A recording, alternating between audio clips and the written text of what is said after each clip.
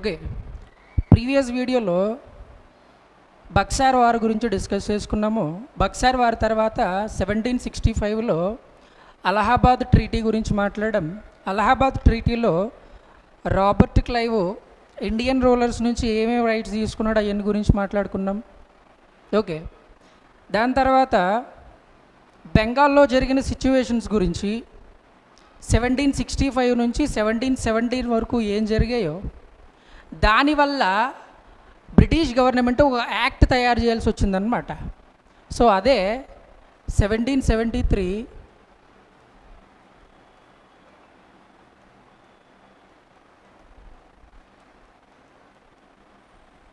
Regulating act అని చెప్తాం. British government 1773లో regulating act అనేది తీసుకురావడానికి కారణాలు ఏంటి? ఓకే, ఇక్కడ ఏమైపోయిందంటే బ్రిటిష్ ఈస్ట్ ఇండియా కంపెనీ 1770 వచ్చేటప్పటికి బ్యాంక్రప్ట్ అయిపోయిందనమాట. విచ్ మీన్స్ దివాలా తీసే పరిస్థితికి వచ్చేసింది. 1600 నుంచి 1773 వరకు బ్రిటిష్ ఈస్ట్ ఇండియా కంపెనీ నుంచి వచ్చిన లాభాలు బ్రిటిష్ గవర్నమెంట్కి కూడా అందులో షేర్ ఉంటుందన్నమాట. సో కంపెనీ నుంచి బ్రిటిష్ గవర్నమెంట్ చాలా లాభం పొందింది.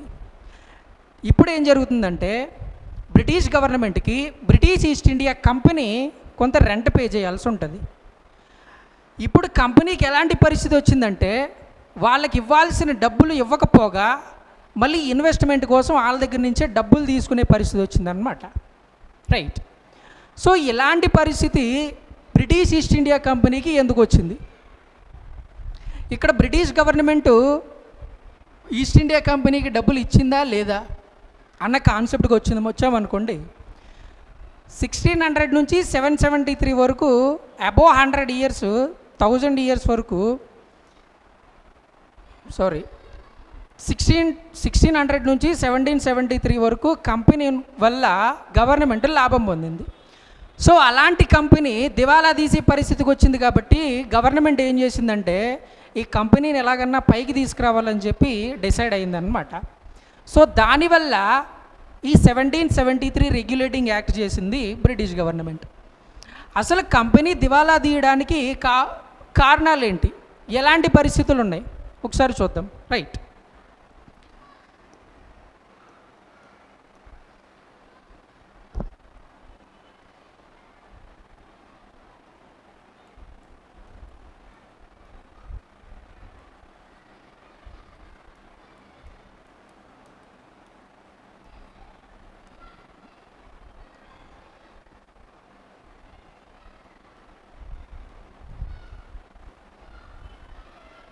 రీజన్స్. ఫస్ట్ రీజన్ ఏంటంటే 1770లో 1769 తర్వాత ఇంకా బ్రిటిష్ ఈస్ట్ ఇండియా కంపెనీ అనేది దివాలా తీసే పరిస్థితికి వచ్చింది. ఇన్ 1770 1770లో బెంగాల్లో ఒక తీవ్రమైన కరువు వచ్చింది అనమాట. దీన్నే బెంగాల్ ఫెమైన్ అంటాం. బెంగాల్ ఫెమైన్. ఓకే, ఈ కరువు తీవ్రత ఎంత ఉన్నదంటే 1/3 పాపులేషన్.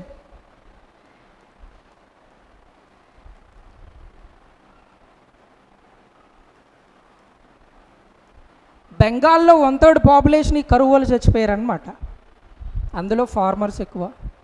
రైట్. అసలు ఈ కండిషన్ ఎందుకు వచ్చిందని చూసుకున్నాం అనుకో మనము. అకార్డింగ్ టు 1765 1765లో ఒక ఒప్పందం జరిగింది. దాన్నే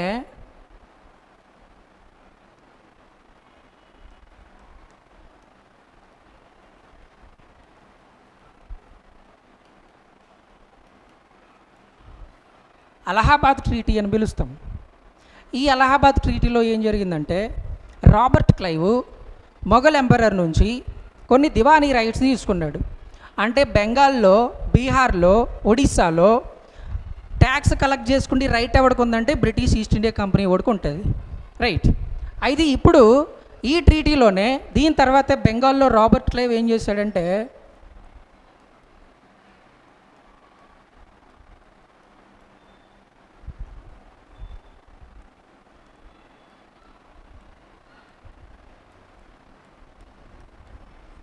డయార్కీ సిస్టమ్ తీసుకొచ్చాడు బెంగాల్లో, అంటే ద్వంద్వ ప్రభుత్వం అంటాం. ఇక్కడ ఏమైపోద్దంటే అడ్మినిస్ట్రేషన్ ఒక సెక్టార్ కింద,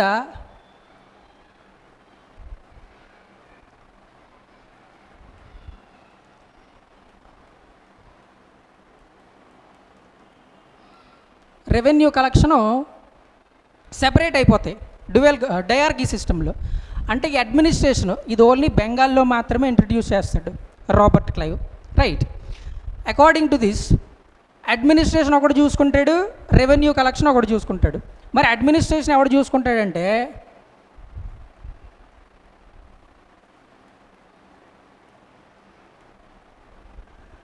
బెంగాల్ నవాబ్ చూసుకుంటాడు.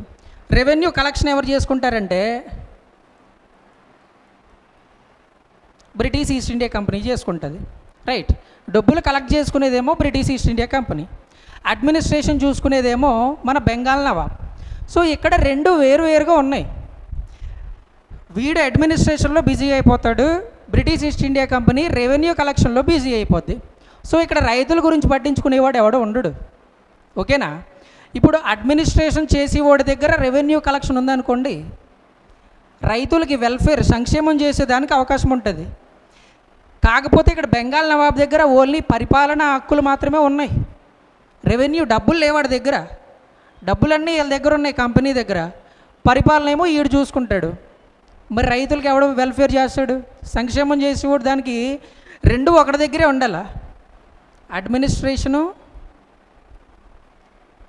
రెవెన్యూ కలెక్షను రెండు ఒక దగ్గర ఉన్నప్పుడు మాత్రమే రైతులకు కానీ అక్కడ ఉన్న ప్రజలకు కానీ సంక్షేమం చేయడానికి అవకాశం ఉంటుంది. కానీ ఇక్కడ అలాంటి అవకాశం లేదు. There is no chance to made a welfare to farmers. Bengal nawab వాడి చేతిలో ఏం లేదు, ఇంకా వాళ్ళ చేతిలో కీలుబొమ్మ అయిపోతాడు.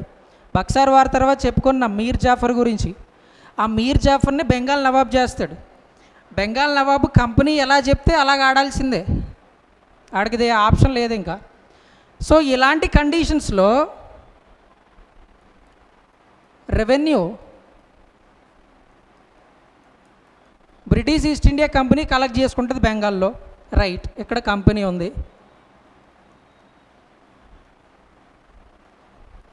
ట్యాక్స్ కలెక్ట్ చేయడానికి మధ్యలో జమీందార్స్ ఉన్నారు.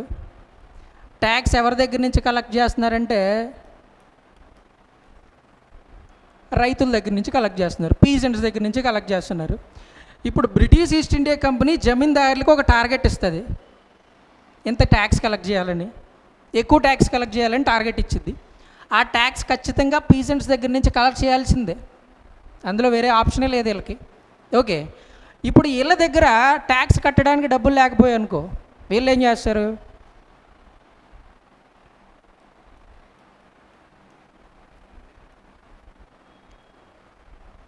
అప్పు తెచ్చుకుంటారు డబ్బుల్ని. అప్పు తెచ్చుకున్న డబ్బులు జమీందారులకు కడతారు, జమీందారులు కంపెనీకి పే చేయాల్సి ఉంటుంది. ఇది జరిగే ప్రాసెస్. ఇక్కడ అల్టిమేట్గా లాస్ అయ్యేది ఎవడంటే ఈడే. ఎలాగో చూడు, అప్పు తెచ్చుకొని కడుతున్నాడు మనోడు,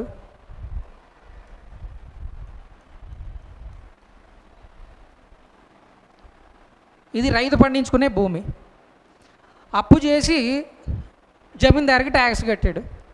సో మళ్ళీ రైతు అప్పు తెచ్చిన డబ్బులు కట్టేయాలిగా, ఈ హ్యాస్ టు పే, బట్ ఈ don't have money to pay back.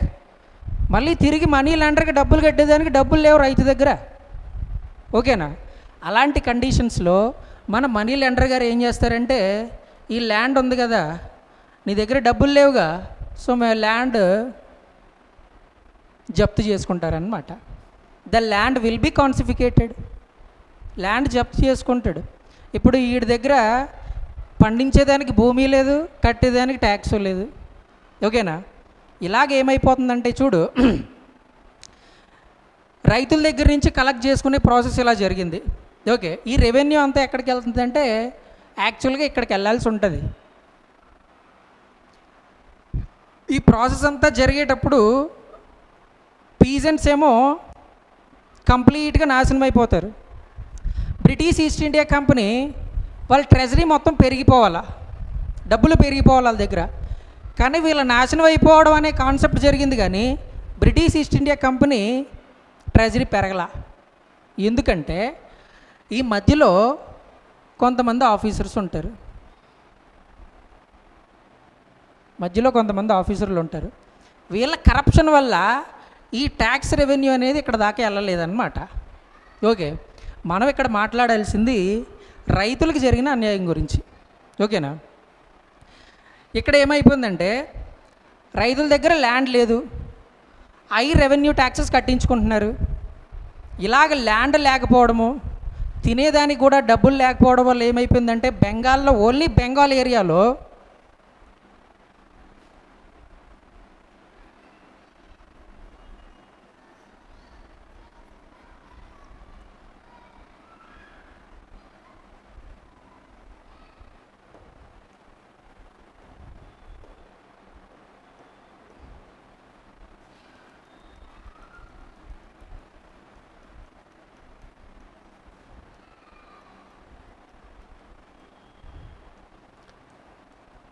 ఈ ప్రాసెస్ అంతా ఎప్పటి నుంచి జరుగుతుందంటే 1765 నుంచి. After the Buxar war Robert Clive introduce చేశాడు ఏడది డయార్కీ సిస్టమ్ బెంగాల్లో. ఆ డయార్కీ సిస్టమ్ వల్ల వచ్చింది ఇదంతానే. 1765 నుంచి 1770 దాకా జరిగింది వ్యాపారం అంతా. ఓకే, జరిగినప్పుడు ఇదంతా జరిగే ప్రాసెస్లో ఏమైపోయిందంటే పీజెంట్ దగ్గర, అంటే రైతు దగ్గర ల్యాండ్ జప్తు చేసేసుకున్నారు. మళ్ళీ ఇన్వెస్ట్మెంట్ పెడదామంటే ఎక్స్ట్రా అమౌంట్ లేదు వీళ్ళ దగ్గర. ఇలాగేమైపోయిందంటే బెంగాల్లో కరువు వచ్చిందని చెప్పుకుంటాం. దాన్నే 1770 బెంగాల్ ఫెమైన్ అంటాం. దీనివల్ల తినేదానికి కూడా తిండి లేక బెంగాల్ జనాభాలో 1/3 వంతు జనాభా చచ్చిపోతారు. ఓకేనా? అమర్త్యసేన్, ఎకనామిస్ట్ అమర్త్యసేన్ ఏమంటాడంటే ఈ బెంగాల్ ఫెమైన్ ఎందుకు వచ్చిందంటే బ్రిటిష్ వాళ్ళు ప్రవేశపెట్టిన ఫూలిష్ పాలసీస్ వల్ల ఈ బెంగాల్ ఫెమైన్ వచ్చిందని చెప్పుకుంటాం కదా. అంతేగా, ఇప్పుడు డయార్కీ సిస్టమ్ అనేది అడ్మినిస్ట్రేషన్ని, రెవెన్యూని సెపరేట్ చేసింది. అలా జరగడం వల్ల బెంగాల్ నవాబు రైతులకి సంక్షేమం చేయలేకపోయాడు. ఒకవేళ రెండు ఒకరి చేతిలోనే ఉంటే సంక్షేమం చేసేవాడు కదా, అది ఇర్రెగ్యులర్ పాలసీయేగా. So Amartya Sen thought that the foolish British policies made responsible for the Bengal famine. ఓకేనా? ఇది ఒక రీజను. దేనికి reason?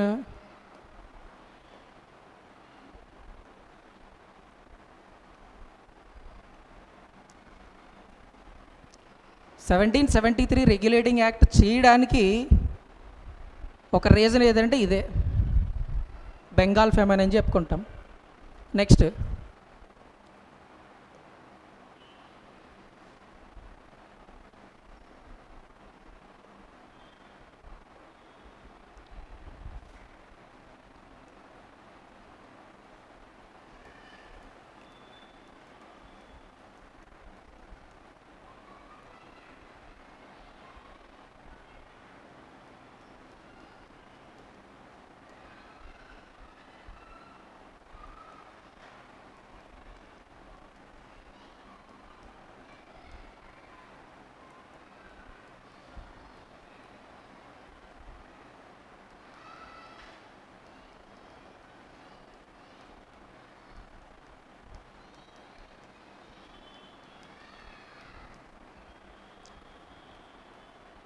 Okay, British East India company దివాలా తీయడానికి ఫస్ట్ రీజన్ ఏంటంటే బెంగాల్ ఫెమైన్ అని చెప్పుకున్నాం.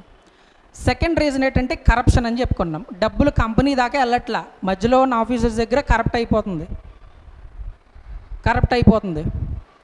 ఇక్కడ ఇంకొకటి ఏంటంటే ఆంగ్లో మైసూర్ వార్లో ఏం జరిగిపోయిందంటే వార్ జరిగింది కానీ ఎలాంటి రిజల్టు లేదు. బ్రిటిష్ ఈస్ట్ ఇండియా కంపెనీ ఫైనాన్షియల్గా లాస్ అయింది బాగా. సో అది కూడా ఒక రీజన్ అని చెప్పుకోవచ్చు. ఇంకొకటి టీ ట్రేడింగ్. అమెరికాకి మన ఇండియా నుంచి టీ ఎక్స్పోర్ట్ చేసేవారు అనమాట. ఇక్కడ వీళ్ళకి ఏమైపోయిందంటే ఈ tea exporting Dutch East India company వాళ్ళు అమెరికాకి స్మగుల్ చేసేవారు. దానివల్ల అమెరికా డచ్ వాళ్ళ దగ్గర నుంచి టీ ఇంపోర్ట్ చేయించుకునేది. వీళ్ళకి ఆఫర్ తగ్గిపోయింది అనమాట, డిమాండ్ తగ్గిపోయింది. సో ఇండియాలో టీ క్రాప్ అంతా ఏమైపోతుందంటే వాళ్ళ గొడౌన్స్లో కుళ్ళిపోతుంది, రాటింగ్.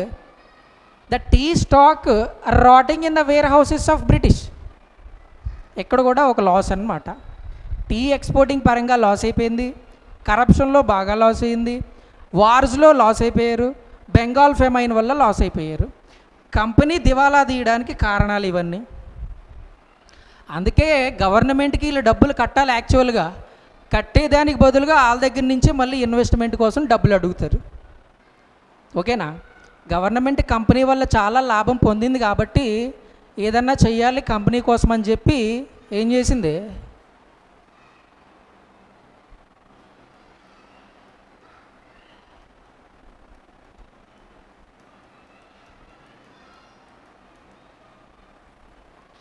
రెగ్యులేటింగ్ యాక్ట్ చేసిందనమాట 1773లో. రైట్. ఇప్పుడు ఈ యాక్ట్ చేసినప్పుడు మన పెద్ద మనిషి ఎవరంటే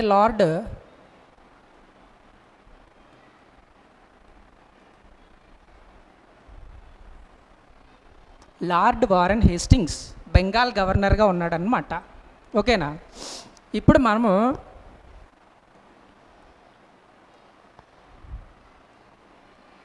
ఒక 6 కాన్సెప్ట్ల గురించి మాట్లాడాలి.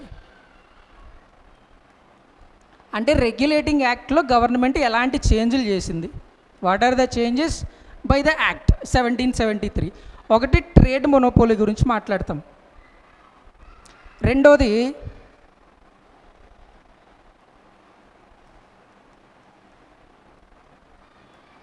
కంపెనీ కంట్రోల్ గురించి మాట్లాడతాం.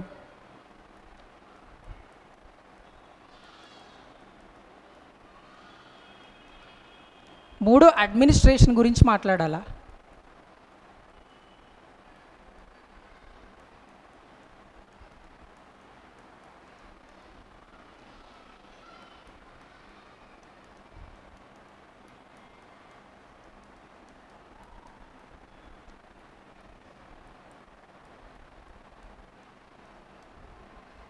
ఓకే. 1773 రెగ్యులేటింగ్ యాక్ట్లో చేంజ్లు చేసిన సెక్టార్స్ అన్నమాట ఇవన్నీ. ఒకటి మోనోపోలీ ట్రేడ్. దీని గురించి మాట్లాడదాం. ఫస్ట్ ట్రేడ్ మోనోపోలీ గురించి. బ్రిటిష్ గవర్నమెంట్ ఏం చేసిందంటే కంపెనీకి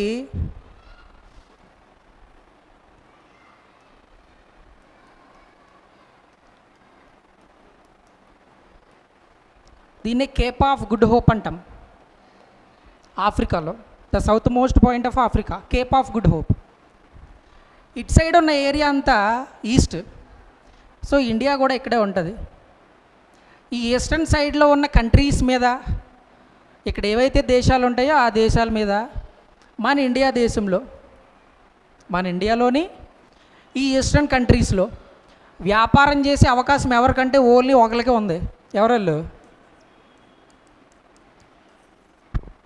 British East India company, British Europe company అనమాట. అది ప్రైవేట్ కంపెనీ, ఇది గవర్నమెంట్ కంపెనీ కాదు. అది గుర్తుపెట్టుకోవాలా. మన భారతదేశానికి వచ్చిన యూరోపియన్లందరిలో గవర్నమెంట్ కంపెనీ ఒకరిదే, ఫ్రెంచ్ వాళ్ళు. ఫస్ట్ వచ్చిన పోర్చుగీస్ వాళ్ళు ప్రైవేట్ కంపెనీ వాళ్ళది, తర్వాత వచ్చిన డచ్ వాళ్ళది ప్రైవేట్ కంపెనీయే, తర్వాత ఇంగ్లీష్ వాళ్ళది ప్రైవేట్ కంపెనీయే, తర్వాత డేన్స్ వాళ్ళది ప్రైవేట్ కంపెనీయే, లాస్ట్ వచ్చిన ఫ్రెంచ్ వాళ్ళది మాత్రమే గవర్నమెంట్ కంపెనీ. రైట్. ఇక్కడ ఈ ప్రైవేట్ కంపెనీకి మాత్రమే ఇండియాలో మరియు ఈస్ట్ సైడ్ ఈస్టర్న్ కంట్రీస్లో ట్రేడింగ్ చేసుకునే అవకాశం ఉందన్నమాట. సో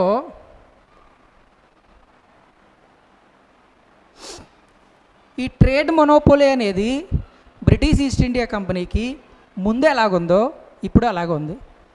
1773 రెగ్యులేటింగ్ యాక్ట్కి ముందు ఎలాగుందో 1773 రెగ్యులేటింగ్ యాక్ట్ తర్వాత కూడా అలాగే ఉంది.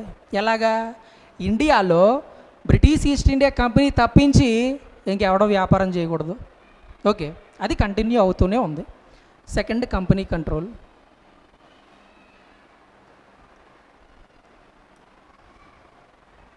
కంపెనీ కంట్రోల్ చూడండి. ఇక్కడ కంపెనీ కంట్రోల్ గురించి మాట్లాడాలంటే మనము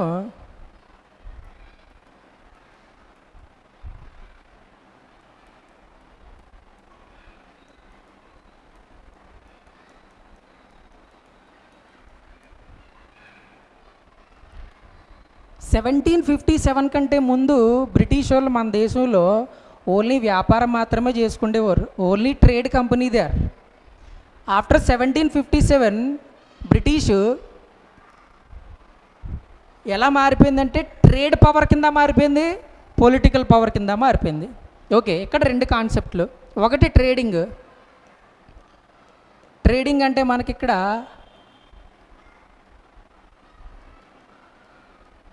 కమర్షియల్ ఉంటుంది, ప్లస్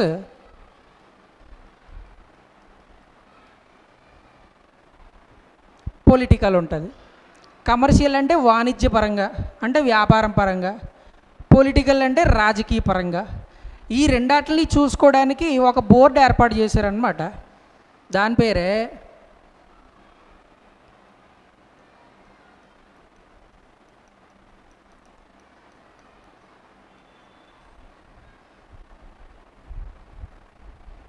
కోర్ట్ ఆఫ్ డైరెక్టర్స్ అంటాం. ఓకేనా. బ్రిటిష్ ఈస్ట్ ఇండియా కంపెనీకి సంబంధించి కమర్షియల్ అఫైర్స్ని చూసుకోవడానికి, పొలిటికల్ అఫైర్స్ని చూసుకోవడానికి ఒక బోర్డు ఏర్పాటు చేశారనమాట. దాన్ని కోర్ట్ ఆఫ్ డైరెక్టర్స్ అంటాం. అందులో మొత్తం ఎంతమంది ఉంటారంటే 24 మంది ఉంటారు. Okay, that is about company control of British East India company by 1773. ఓకేనా, అలాగుంది. Next administration.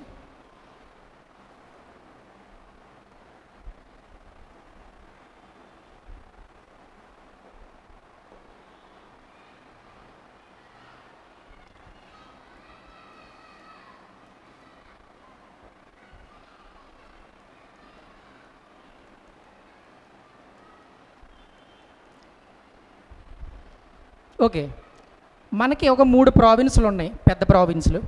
అందులో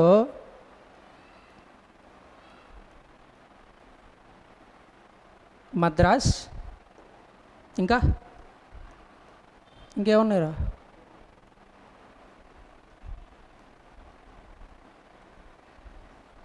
బాంబే, ఇంకా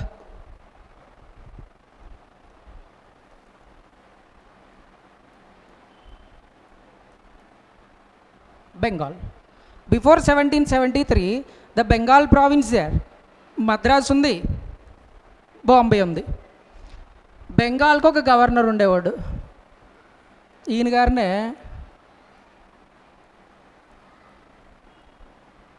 బెంగాల్ గవర్నర్ అని పిలిచేవాళ్ళం. ఎప్పుడు దాకా 1773 రెగ్యులేటింగ్ యాక్ట్ చేయకముందు.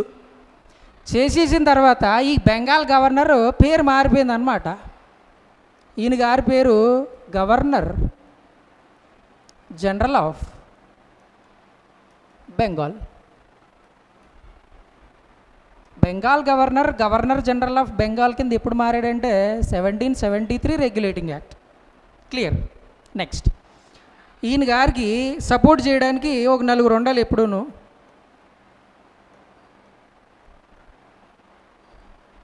ఆ 4 ఎవరంటే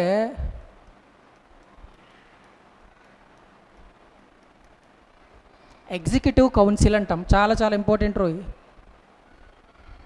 బెంగాల్ గవర్నర్ జనరల్ దగ్గర ఒక ఎగ్జిక్యూటివ్ కౌన్సిల్ ఉంటుంది, అందులో 4 ఉంటారన్నమాట. ఓకేనా. వీళ్ళు 3 కలిసే అడ్మినిస్ట్రేషన్ జరుగుద్ది అక్కడ బెంగాల్ ప్రావిన్స్లో. ఓకే, ఇప్పుడు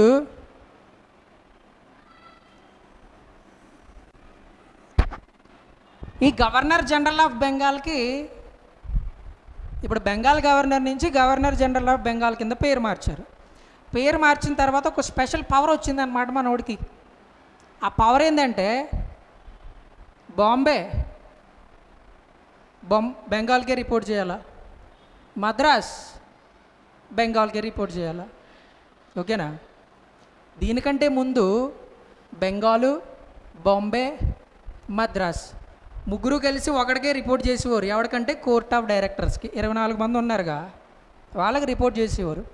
కానీ ఇప్పుడు అలా కాదు, బెంగాల్ గవర్నర్కి ఒక పవర్ వచ్చిందనమాట. వీళ్ళిద్దరూ కలిసి ఆడికి రిపోర్ట్ చేయాలా. ఈయన గారు వెళ్ళి ఈయనకి రిపోర్ట్ చేస్తాడు వెళ్ళి. ఓకేనా, రైట్. ఇది బెంగాల్ అడ్మినిస్ట్రేషన్ సెక్షన్. అసలు అడ్మినిస్ట్రేషన్ ఎలాగ ఉంటుందంటే ఇలాగ ఉంది.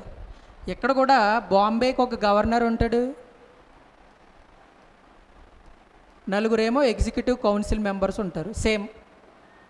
మద్రాస్కి ఒక గవర్నర్ ఉంటాడు, 4 మెంబర్స్ ఎగ్జిక్యూటివ్ కౌన్సిల్ ఉంటారు సేమ్. ఓకే, ఇది 1773 రెగ్యులేటింగ్ యాక్ట్లో చేసిన అడ్మినిస్ట్రేషన్లో చేంజ్ అన్నమాట. క్లియర్? రైట్. నెక్స్ట్ అడ్మినిస్ట్రేషన్ తర్వాత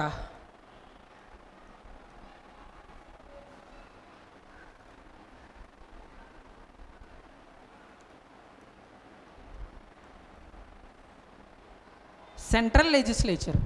ఇక్కడ సెంట్రల్ లెజిస్లేచర్ అంటే ఏమొచ్చింది? బొంబాయా, మద్రాసా, ఢిల్లీయా, బెంగాలా? బెంగాల్ వస్తుంది అనమాట. ఎందుకంటే ఉన్న అన్ని ప్రావిన్సుల్లో ఏరియా వైజ్ పెద్దది బెంగాలే, పాపులేషన్ వైజ్ పెద్దది బెంగాలే. British East India company operations అన్నీ జరిగేది బెంగాల్ నుంచే. So the central legislature belongs to Bengal. Okay, ఇక్కడ మన వాళ్ళు ఎవరెవరు ఉన్నారంటే గవర్నర్ జనరల్ ఆఫ్ బెంగాల్ ఉన్నాడు.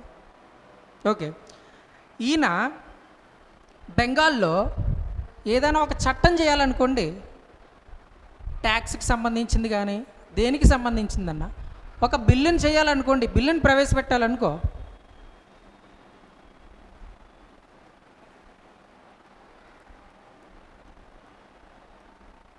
ఓటింగ్ జరుగుతుంది అన్నమాట. ఈ ఓట్ల ఎలక్షన్లో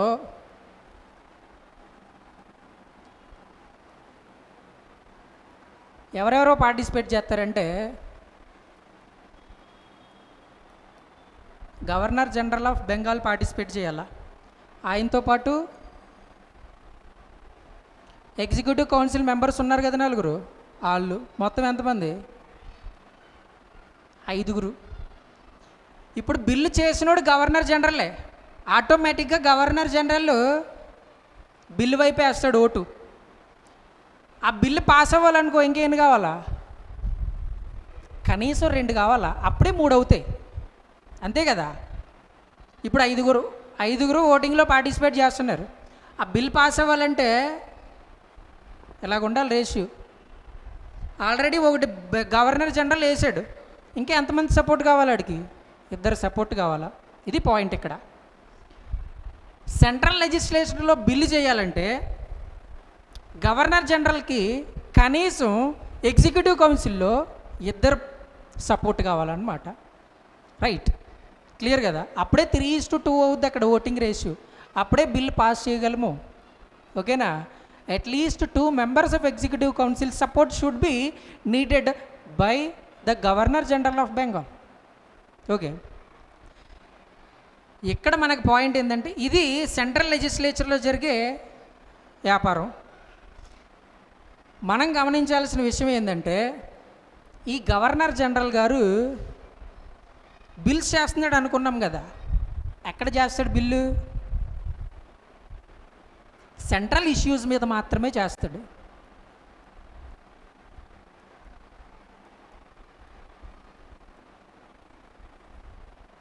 ఓకేనా?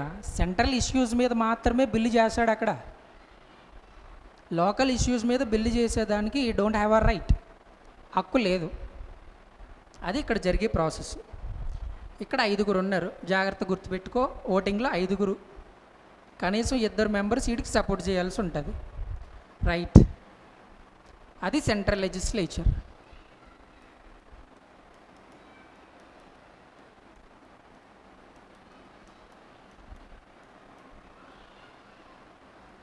Next provincial legislature. ప్రావిన్స్లు ఏమున్నాయి మనకి? మద్రాస్ ఉంది,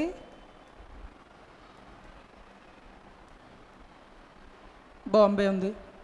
ఇక్కడ కూడా ఓటింగ్ సేమ్. వీళ్ళు ఏమన్నా బిల్లు చేయాలన్నా సేమ్ ప్రాసెస్. ఎవరుంటారు ఇక్కడ? గవర్నర్ ఉంటాడు, వీటితో పాటు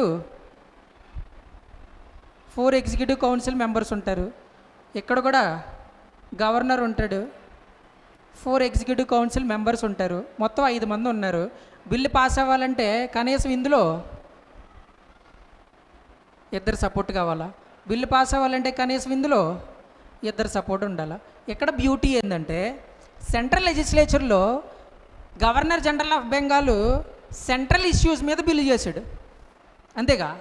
కానీ ఇక్కడ మద్రాస్ కానీ బాంబే కానీ ఏం చేస్తుందంటే లోకల్ ఇష్యూస్ మీద బిల్లులు చేస్తారనమాట. మద్రాసులో లోకల్ ఇష్యూస్ మీద యాక్ట్ చేస్తారు, లేకపోతే బాంబేలో లోకల్ ఇష్యూస్ మీద యాక్ట్ చేస్తారు. సెంట్రల్ ఇష్యూస్ మీద యాక్ట్ చేసే అవకాశం లేదు అక్కడ. క్లియర్? అది ప్రావిన్షియల్ లెజిస్లేచర్ గురించి. ఇంకేం మిగిలిందిరా?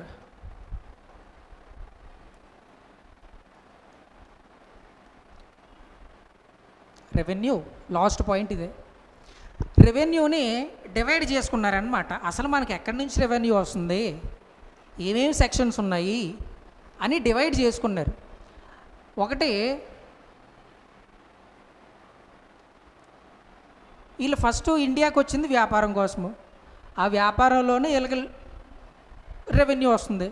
సో దాన్ని ఎలా చూసారు, ఎలా డివైడ్ చేశారంటే రెవెన్యూ ఫ్రమ్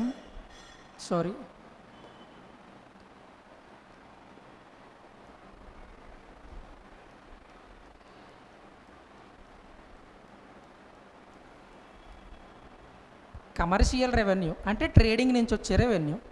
రెండోది రెవెన్యూ ఫ్రమ్,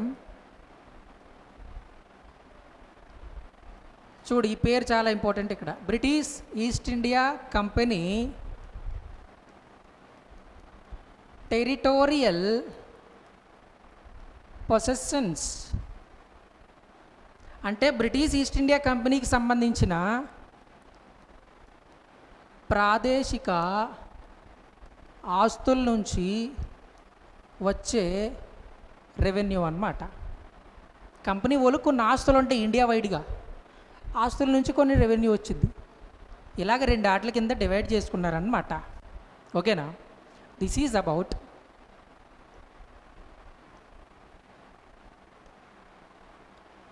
ఇది 1773 రెగ్యులేటింగ్ యాక్ట్లో మనకు చేసిన చేంజెస్ అన్నమాట. Monopoly trade same, British East India company తప్పించి ఇండియాలో ఇంకొకటి యూరోపియన్ కంట్రీ ఏది వ్యాపారం చేయకూడదు, అది కంటిన్యూ అవుతుంది. కంపెనీ కంట్రోల్ ఎవరి దగ్గర ఉంది? కోర్ట్ ఆఫ్ డైరెక్టర్స్ ఉన్నారు. కమర్షియల్ అఫైర్స్ వాళ్ళే చూసుకున్నారు, పొలిటికల్ అఫైర్స్ వాళ్ళే చూసుకున్నారు, అంతేగా. Next administration. బెంగాల్ గవర్నర్కి గవర్నర్ జనరల్ ఆఫ్ బెంగాల్ అని పేరు మార్చి ఆడికి కొన్ని అథారిటీస్ ఇచ్చారు.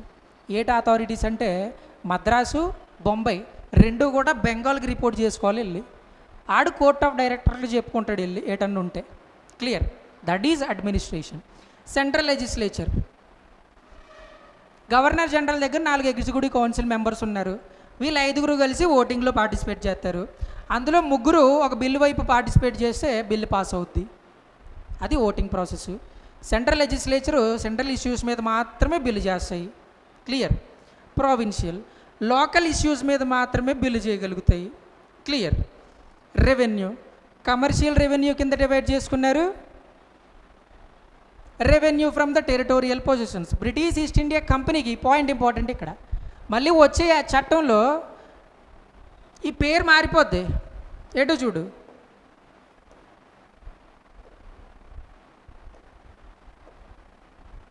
నెక్స్ట్ యాక్ట్లో ఏమైపోద్దంటే ఈ నేమ్ ఉంది కదా, బ్రిటిష్ ఈస్ట్ ఇండియా కంపెనీ ప్రాదేశిక ఆస్తులు అంటున్నాం కదా, ఈ పేరు పోద్ది నెక్స్ట్.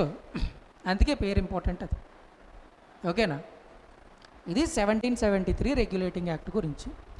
నెక్స్ట్ వీడియోలో ఈ యాక్ట్లో ఏమన్నా డ్రాబ్యాక్స్ ఉన్నాయా, ఉంటే ఆ డ్రాబ్యాక్స్ని రీజాల్వ్ చేయడానికి ఏ యాక్ట్ చేశారో చూసుకుందాం. ఓకేనా? Thank you.